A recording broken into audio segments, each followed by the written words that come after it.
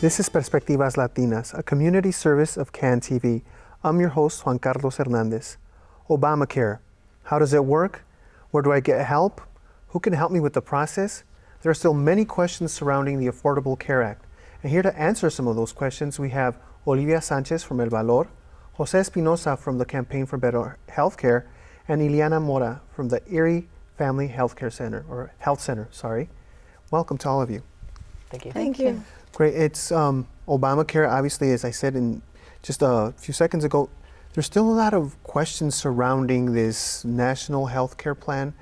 What have you heard from the community, and how are you guys responding? But before we get to that, sorry, tell us about who you are and what you do at your organization. Let's start with Olivia. Okay. Mi nombre es Olivia Sánchez. Trabajo en El Valor. It's in English first, so Oh, sorry. that's okay. That's completely okay. Excuse me. Olivia Sánchez. I work with El Valor. I'm an in-person counselor. So I basically assist people with the Affordable Care Act in any way, shape, or form, with questions with getting into the system. If they've started with the system, if they have any questions with some of the information that they need, I basically facilitate anything that I can assist them with. Okay. Jose?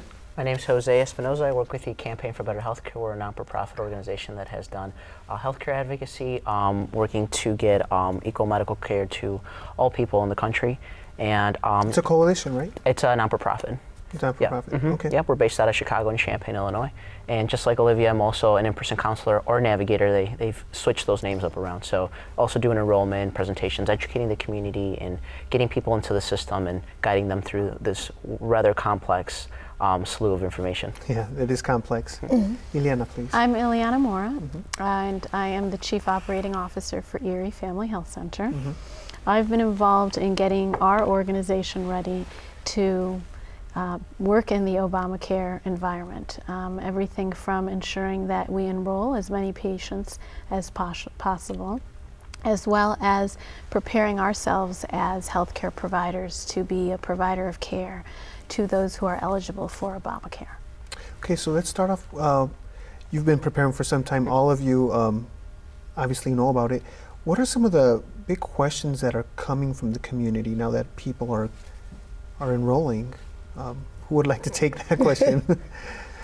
So I Jose. think one of the biggest questions is people just really want to know what the system is going to do for them and how it's going to work for them.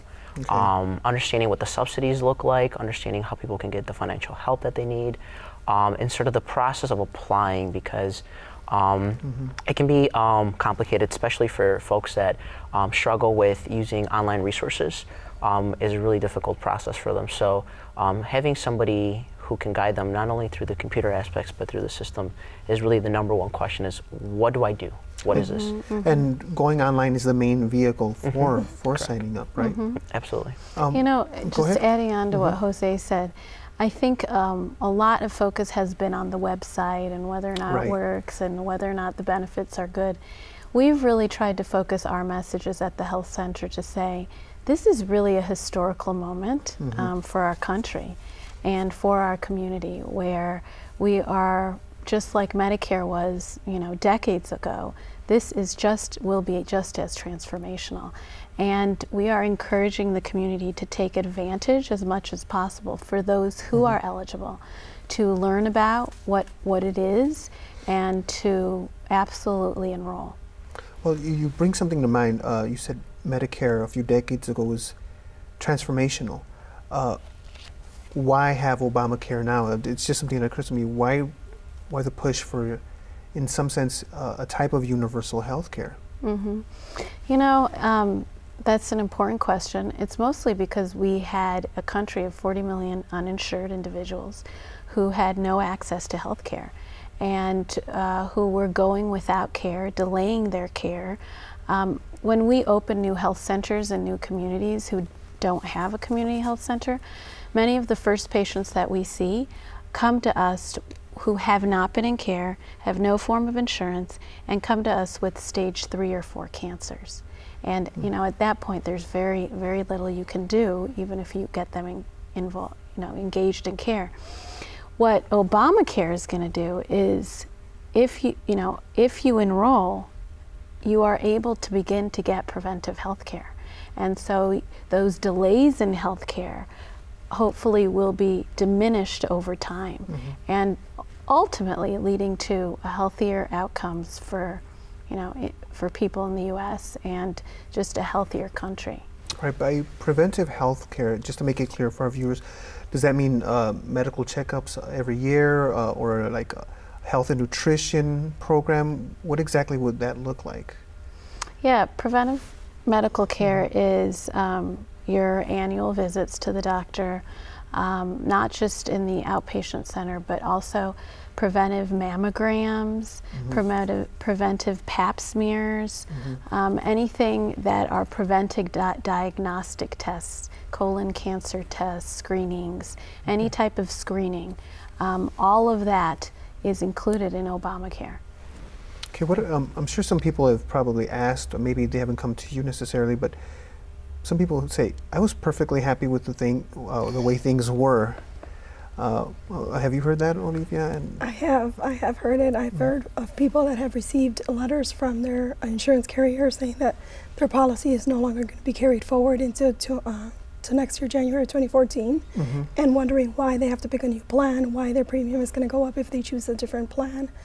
And so part of it is having them understand what the essential health benefits are, which is part of the preventive care, and making sure that they understand that this is something that's beneficial for everyone.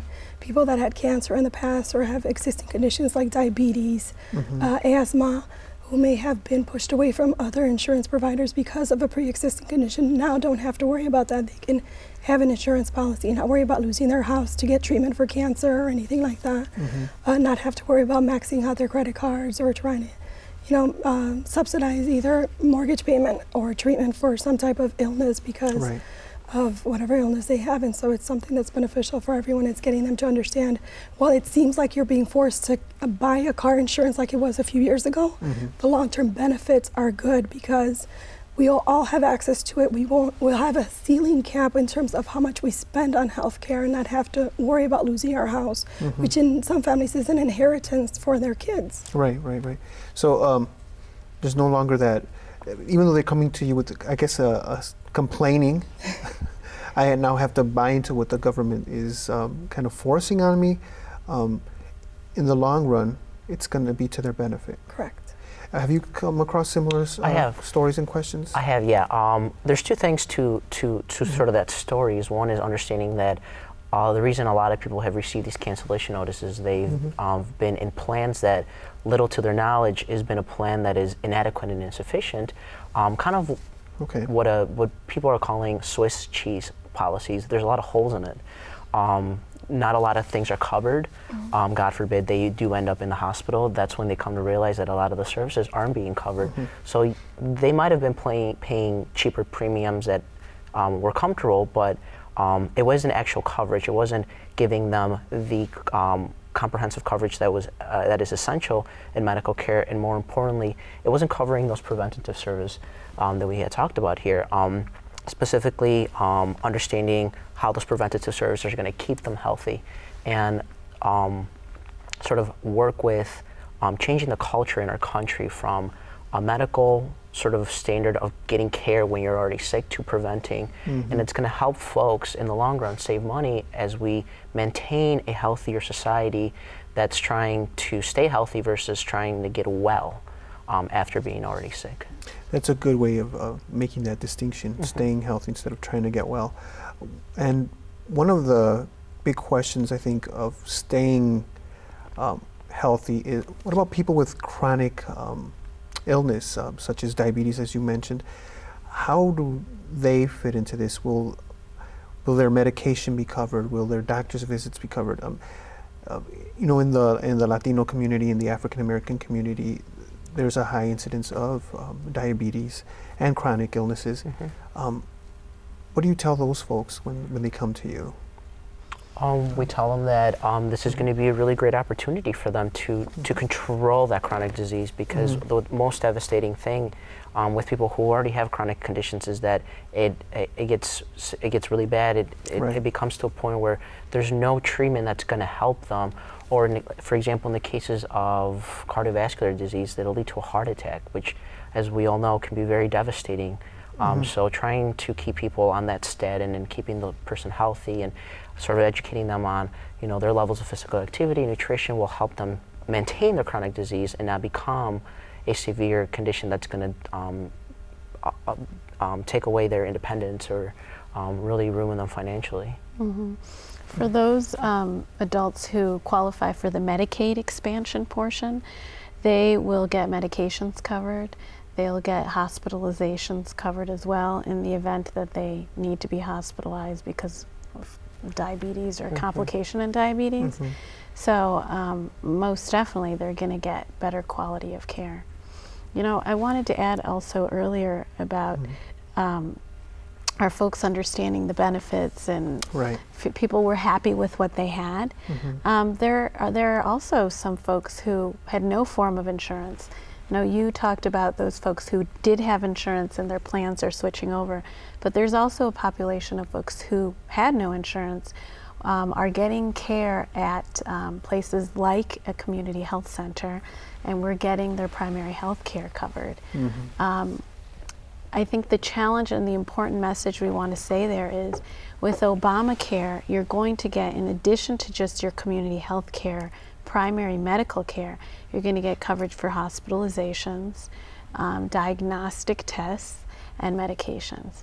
So if you were getting your care, from a physician or a doctor, and you could either afford that, the big dollars are when you have to be hospitalized or when you need an MRI, and getting covered is really going to ensure that you're able to get that, just as you referenced, without losing your house or getting into financial stress. Or becoming even more ill, right? Yes. Just totally putting it to the side. Now, when this launched and the website launched and everything, there was a lot of criticism of the president, and there was a lot of complications in getting online or even signing up. What is besides these questions you've had from people in the community, how has the community responded? Are people coming to you? Are they? What are the numbers? Give me some idea. I'm sure it's probably hard to have an exact number, but give me some of that information and how that's looking. Olivia. Well, I was just crunching the numbers for the month of November for So you Valor. did do it. I did. Well, there's a lot of reporting that also goes along with this, along with training. There's extensive training, background checks for us to be able to do what we're doing, but also a lot of checkbacks in terms of reports. Where are we going? How often are we going? Who are we seeing? How many applications are completed? How many are not?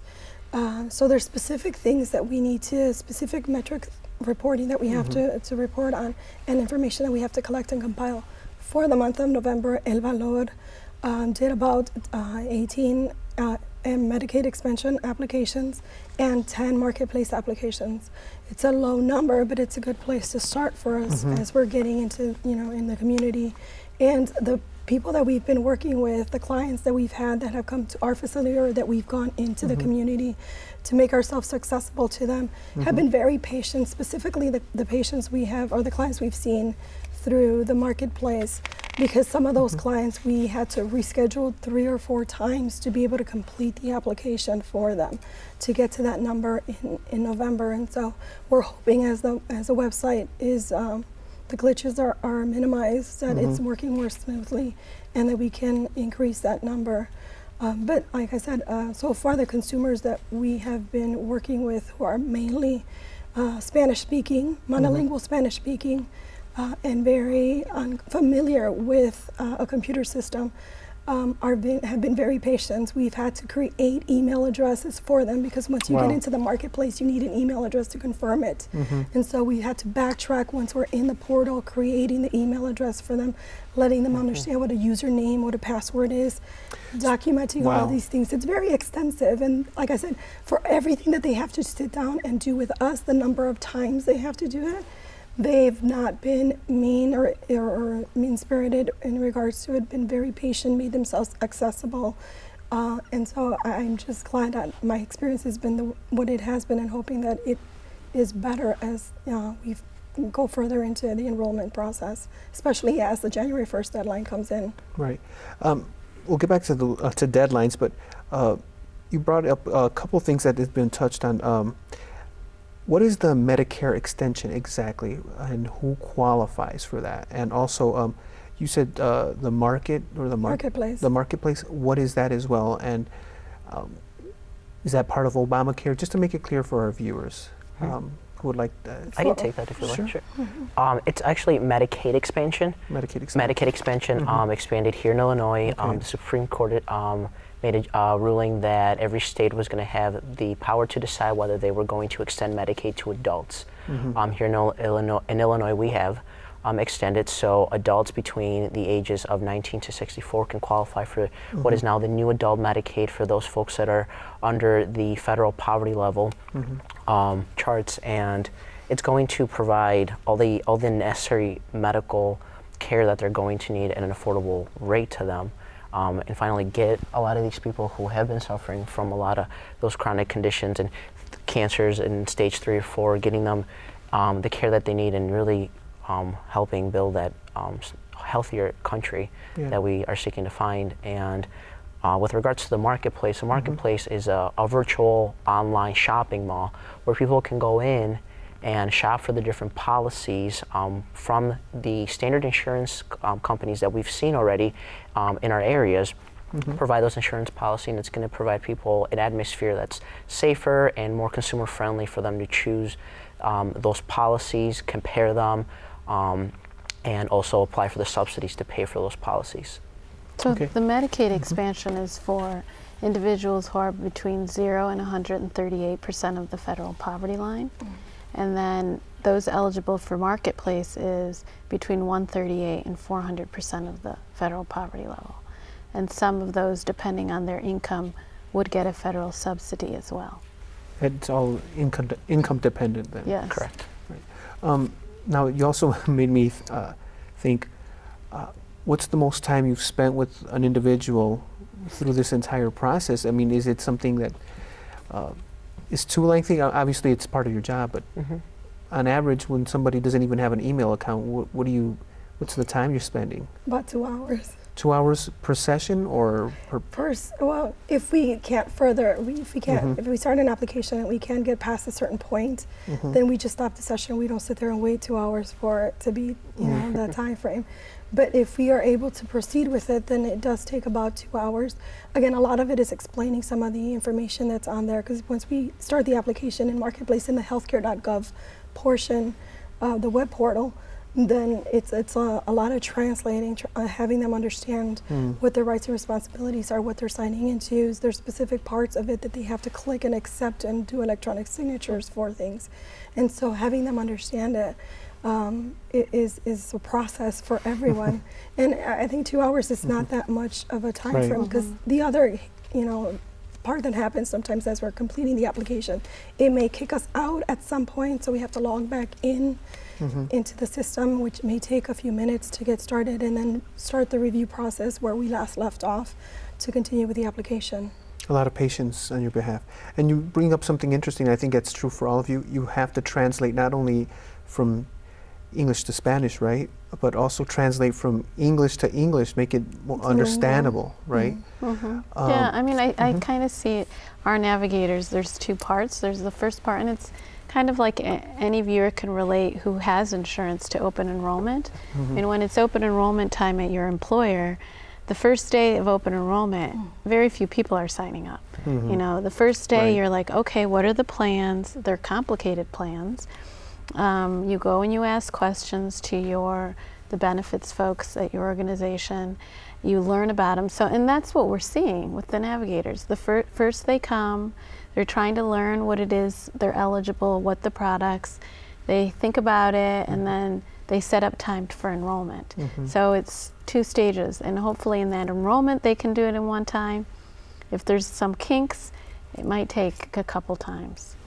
Okay, there has been a lot of blowback as well with this new health care against the president. I think some of it stems from their own ideas toward the president.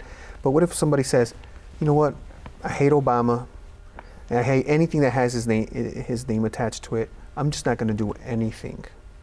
What happens to those people? They have the right to not get insured. They have, every person in the country has the right not to get insurance. It's their right. But there is an individual mandate that was upheld by the Supreme Court that states people that don't get adequate insurance coverage will have to pay a penalty, which for this year is $95 per person, or 1% of their income, whichever is higher. Wow, really? So they'll get penalized? Yeah. And I've had people that have said, I'll take the penalty. Really? Right. But it continues to go up. So next year it's $95 or 1%, and it continues to go up. So what do you tell those folks when they say, well, when they tell you, I'm just going to pay the penalty? Well, I had an instance where a couple qualified for Medicaid. And so we started the application, realized that they had a lot of assets that they were the application started asking for, like their type of vehicle, the value of the vehicle, value of the house, value of life insurance, burial assets, a number of extensive questions. They're like, this is too much information. And so at that point, they're like, you know what, I want to stop here. I'm 63 years old. I'm going to be turning 64 soon. My birthday's around the corner. I have a few months before my birthday, a few months around the time of my birthday to apply for Medicare. I'll just wait for that. I'll pay the penalty the first year. And that's their choice to do. So I had to stop the application and to respect their wishes. Even if they pay the penalty, though, that doesn't, when you pay the penalty, doesn't mean you're getting the coverage, right? No, you're paying and I a fine think and you're not getting coverage. that's our opportunity to continue to educate. Say, you know, what happens if you get sick tomorrow? What happens if you find out you have cancer next week? You know, health insurance, at the end of the day, it is insurance, it's peace of mind. But we know we all use the healthcare system. And so it's important to educate them on the benefits of it. Right. You were going to say something? I said we often have this conversation, or I have had a conversation with younger folks who said, Jose, I'm 23, 24, 25, I don't need health insurance, I'm okay. And usually I just tell them, you know, a lot of the times, I say, you know, you have parents, you have grandparents, you have cousins, aunts and uncles. I said, in cases that something were to happen to you, it wouldn't be you liquidizing your home, it wouldn't be you giving away your assets, it'd be your parents and your grandparents really doing everything that they can to make sure that you get the adequate health care you need. So when I tell younger folks that this insurance isn't so much for them, I remind them that this insurance is more for the security of their families, who are going to lose everything when they're willing and will give everything up when they are in a critical condition that needs medical care, and it's going to drive up a really high bill. That's a really good way of putting it, because a lot of young people are like, I don't get sick, I'm never going to get sick, you know, or I'll wait till I'm 30 plus to get insurance. One idea does occur to me, what happens, because you said families, what happens to people that are living in our country without documents? How do they fall under this, or do they even fall under it? Unfortunately, they don't. They don't. They don't. Because it's a federal mandate. They have to be residents of the United States or U.S. citizens by birth or naturalization. And so unfortunately, our population of Latinos who are undocumented, who may be of mixed income, where the parents are undocumented and their kids are born in the U.S., the parents are left out without the insurance coverage. They have the option of going to federally qualified health centers to continue to receive services. And they can also buy insurance outside of the marketplace, outside of the healthcare.gov portal, basically. So they can go and get their own insurance, but it's not, the prices I don't think are going to compare to what they are in the marketplace. Okay. You mentioned also something else. We have these families of mixed immigration status, where the parents may be undocumented and the children not.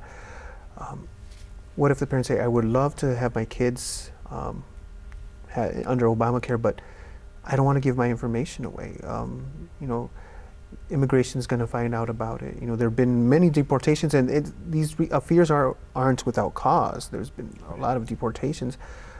What do you tell them? You know, all kids right now in the state of Illinois covers children, regardless of your documentation status. Okay, so in Illinois, there would be all kids for children. Right? Yeah, in Illinois, it's all kids for children. Obamacare is for 18 plus? Well, for those in the Medicaid expansion, it's for adults. Okay. And then for those above 138% of the federal poverty level, it's for families that could include children. And so, we've been enrolling mixed documented status families for years. And in general, families want the best for their children, and if they know that their children can have access to medical insurance, then they will enroll them. Sometimes there's some hesitation, but in general, I'd say they look out for the best of their children, best interest. Okay, I think another question that's come about, and maybe some people don't know it, there are a lot of people in the community who are small business owners and they have employees. They're going to have to provide health care, right, to those employees. How is that working? I think that was delayed or something like that. Could you go into some of those details? Yeah, full-time employees that have more than 50 full-time employees are required to provide insurance, which has been delayed for 2015. Businesses that have less than 50 full-time employees don't have any obligation to provide medical insurance to their employees. But if they choose to, there is a new marketplace for small businesses called the Shop Marketplace, where employers can shop for policies there for their employees, and depending on the amount of the premiums that they cover, they can get a tax credit for their business as an incentive to do that. Okay, we're getting close to running out of time here. Unfortunately, there are predators out there seeking to make money off of people. Yeah. In all parts of our community here in Chicago. Have you heard of any scams, or what do you recommend to people to avoid scams? Olivia? I've had a few clients that have said, I've heard, first they call, ask about information before scheduling. They're like, and you're not going to charge me anything, right? That's the first thing they tell you? That's the first thing they tell me, because they've heard from other people that there's a fee or there's something. I've not asked specifically what the fee is or who's offered it to them. I did say that when it comes to people that have, that will try to get information, whether it's during tax season, as we're coming upon tax season in January, or now to fill out the applications, there is no fee. There is the Office of the Inspector General. That is where we would report any of the fraud or anything that's going on with trying to charge some of the fees for the payment or for the application, or because of the penalty or whatever. And so there are some people that have asked me, what are some of the steps that I should take? But there are consumers that before they, sign up for an enrollment appointment, they actually want to make sure that the appointment is free and that there is no fee for it. And I do always ensure that because we receive a grant from the state, we are not going to be charging anything for it. Great. That's great information to have. We're out of time. Thank you so much, Olivia, Jose, and Ileana, for coming out and sharing this very important information with the community. Thank you for having us. Thanks for having us. Perspectivas Latinas is a community service of CAN TV. If your nonprofit organization would like to work with CAN TV, call 312-738-1400 and ask for nonprofit services. Tune in to Perspectivas Latinas for local issues and concerns every Thursday at 8:30 p.m. on CAN TV 21. I'm Juan Carlos Hernandez. Thank you for joining us.